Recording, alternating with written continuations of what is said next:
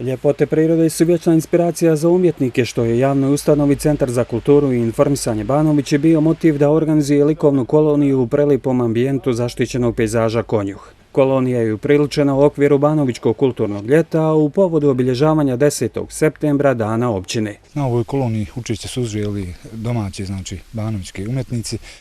Generalni pokrovitelj ove manifestacije je Ministarstvo za kulturu, sport i mlade Tuzlanskog kantona, odnosno vlada Tuzlanskog kantona, kojima se ovom prilikom zahvaljujemo.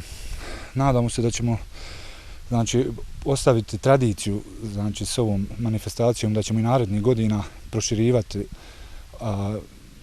sa još više umjetnika i na drugim prostorima općine Banović. Svojim interpretacijama prirodnih ljepota zaštićenog pejzaža Konjuh, banovićki umjetnici su na platno prenijeli samo dio prirodnog bogatstva kojim raspolaže općina. Mi ćemo da ostavimo jedan trag ove ljepote, ovdje prirodne ljepote na platnima, koja će biti zabilježena i koja će ostati Centru za kulturu i općini Banovići u njihovo vlasništvo. Zahvalio bi se ja organizatoru na pozivu, na ovakvu jednu dobro, fino organizovanu koloniju i zahvalio bi se normalno općini Banovići što je uvrstila ovakvu jednu manifestaciju programa obilježavanja općine Banovići. Nigdje, čak ni uz knjigu koju također volim, uz čitanje i uz pisanje, ja se ne mogu tako lijepo odmoriti kao što se odmorim slikajući ovdje, zaboravim i da me išta boli, tamo da me ne znam šta boli, kad uzmem platno i kad svu svoju brigu stjeram u to. Likovna kolonija javne ustanove Centar za kulturu i informisanje Banović jedna je od 75 manifestacija kulture od interesa za Tuzlanski kanton, koje je i u ovoj godini podržala vlada Tuzlanskog kantona, odnosno Ministarstvo za kulturu, sport i mlade.